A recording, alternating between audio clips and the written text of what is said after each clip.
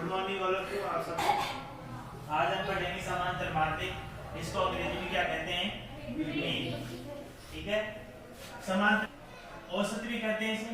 जैसे औसत निकालते हैं वैसे ही समांतर माध्य निकालते हैं, अंग्रेजी में मीन कहते हैं। और ये तीन श्रेणियों से निकाला जाता है। कितनी श्रेणियों से? पहली श्रेणी कौन सी? दूसरी श्रेणी कौन सी? और तीसरी श्रेणी। प्रत्येक श्रेणी में दो विधियां होती हैं। कितनी विधियां होती हैं? विधियों को रीति भी बोल सकते हैं। दो विधियों से समांतर माध्य ज्ञात किया जाता है। व्यक्तिगत श्रेणी में प्रत्यक्ष विधि और लघु, वैसे ही खंडी श्रेणी में प्रत्यक्ष और लघु, और शब्द श्रेणी में प्रत्यक्ष और लघु। तो अब सबसे पहले अध्ययन करने जा रहे हैं किसका?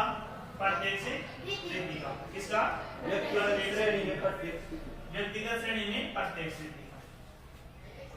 तो इसमें सीधा सहज से औसत निकालते हैं, राशियों का योग बटा राशियों की संख्या। तो इसका सूत्र है समांतर माध्य। समांतर माध्य का जो सिंबल है प्रदर्शित करते हैं वो किससे? x बार से।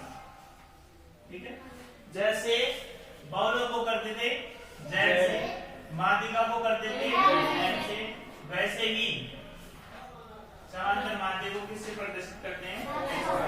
सबकी समझ में आ गया है? याद रह जाएगा। आगे बढ़े।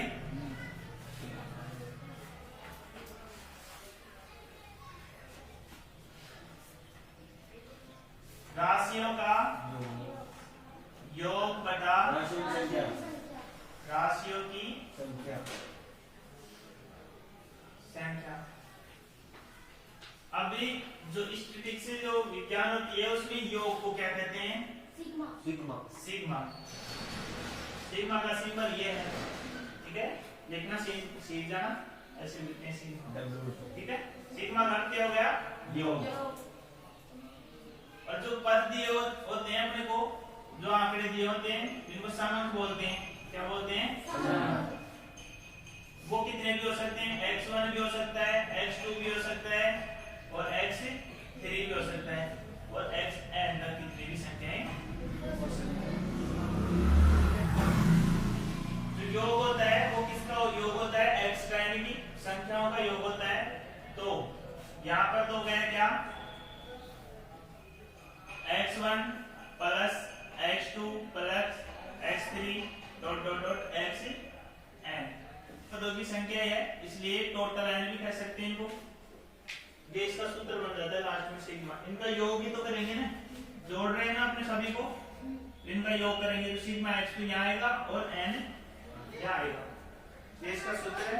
n इकाइयों की संख्या है और सिग्मा x योग है, x बार का मतलब समांतर माध्य है। और आगे ट्यूशन दे रखा है।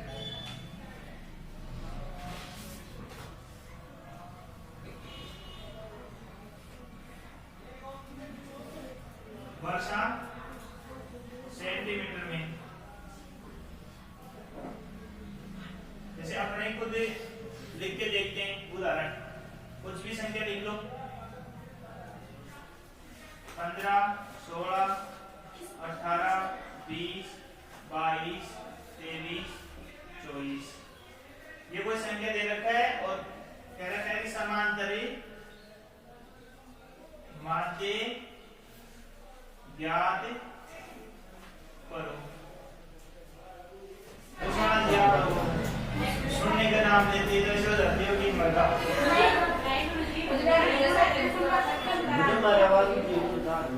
अब सूत्र है राशियों का योग बटा राशियों की संख्या। इन सभी का योग कर लेंगे, योग को सिग्मा x बटा n। ये सूत्र है किसका? x बार यानी समांतर माध्य का।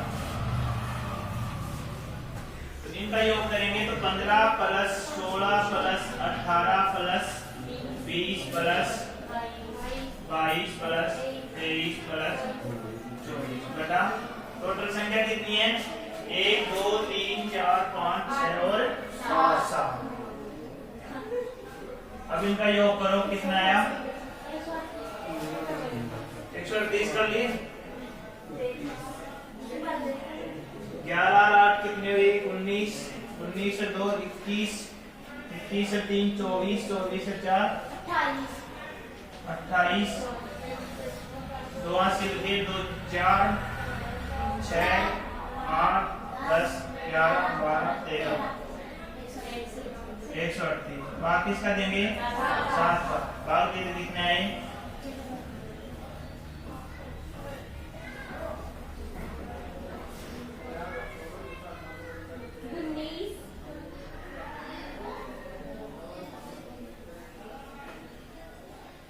19.7। यह आंसर निकल के आ गया। x बार 19.7। प्रत्यक्ष विधि द्वारा इस प्रकार ज्ञात करते हैं। अभी यहाँ पे कैसे भी दे सकते हैं आपको, यहाँ पर ऐसे भी दे सकता था वर्षा सेंटीमीटर देखिए और ऊपर यहाँ पर क्रम संख्या दे रखा हुआ। कुछ किताबों में ऐसे भी उदाहरण है, आपकी किताब में भी है। ठीक है, क्रम 1 2 3 4 5 6 7। इसका मतलब यही है कि कुल संख्या कितनी है? 7 है। आपको गिनना नहीं पड़ेगा, डायरेक्ट 7 है। ये उदाहरण है, इससे ऐसे समांतर माध्य याद कर लेते हैं। ये सूत्र है, चाहो तो आप ये सूत्र भी प्रयोग कर सकते हैं। x1 + x2 + x3 टोटल संख्या कितनी है, या फिर यह सूत्र भी प्रयोग कर सकते हैं, ये भी प्रयोग कर सकते हैं। सभी का मान समान बात है, एक ही बात है। ये लगाओ चाहे ये लगाओ चाहे ये लगाओ, आंसर तो 19.7 ही। समझ में आ गया? अब पढ़ेंगे लघु रीति। कौन सी? लघु रीति से समांतर। इसकी खास विशेषता यह है कि इसमें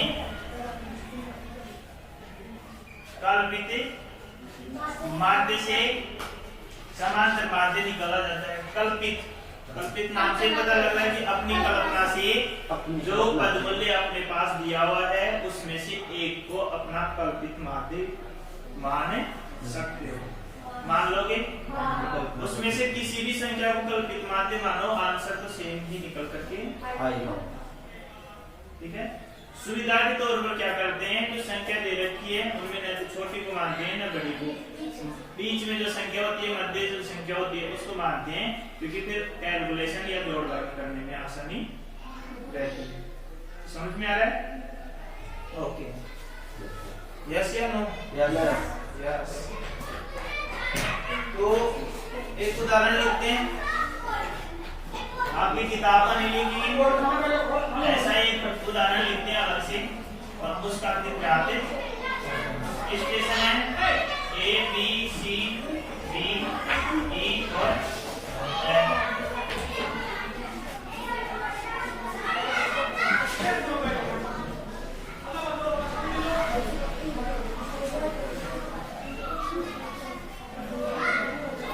तापमान डिग्री सेंटीग्रेड में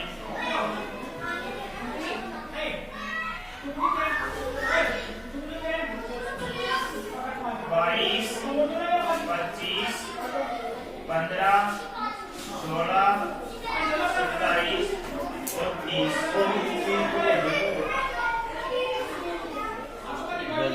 बहुत ही आसान उदाहरण बता रहा हूँ।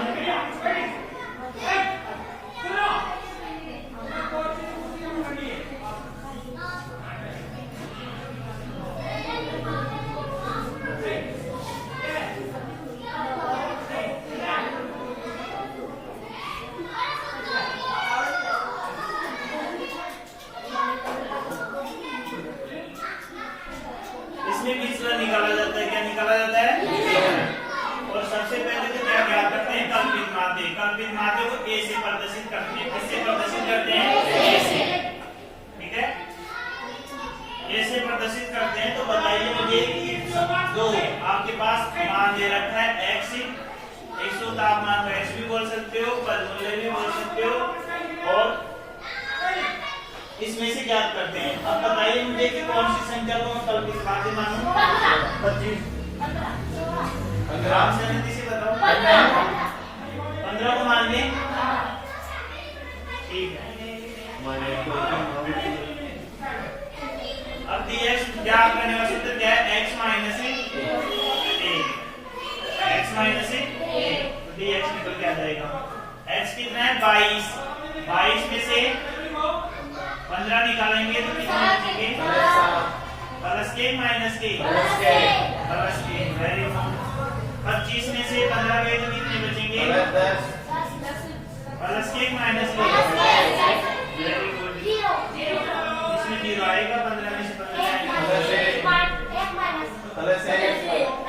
प्लस के 1।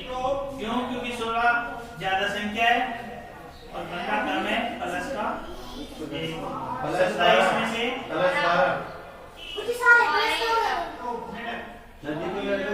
वो इसी मान लो आंसर तो सेम निकल के ठीक है। घबराने की आवश्यकता नहीं है। सारे प्लस में जाए तो बहुत अच्छी बात है, सारे माइनस में जाए तो भी बहुत अच्छी बात है, प्लस माइनस में जाएंगे तो भी बहुत अच्छी बात है, क्योंकि आप अपनों को कैलकुलेशन करना आ जाए, ये मान के चलो। प्लस के 12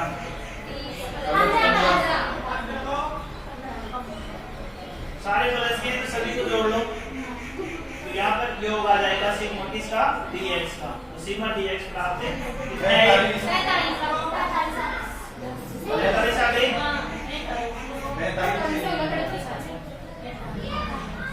इसमें माइनस की तरह नहीं तो 45 से गया।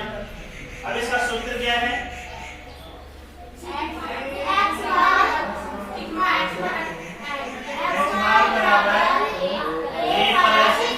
सिग्मा dx बटा कहाँ से निकालते हैं? इनको तुरंत गिन लेते हैं 1 2 3 4 5 और 6।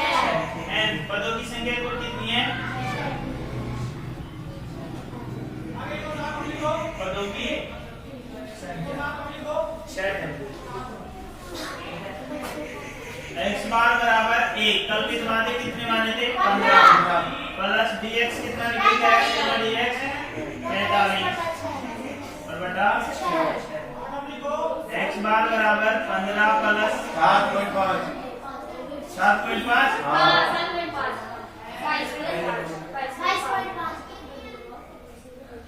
22.5। ये आंसर निकल के आ गया समांतर। कौन सी विधि से? लघु रीति से। लघु रीति की खास विशेषता ये की है, इसमें कल्पित माध्य माना जाता है और dx निकाला जाता है, x में से घटा। समझ में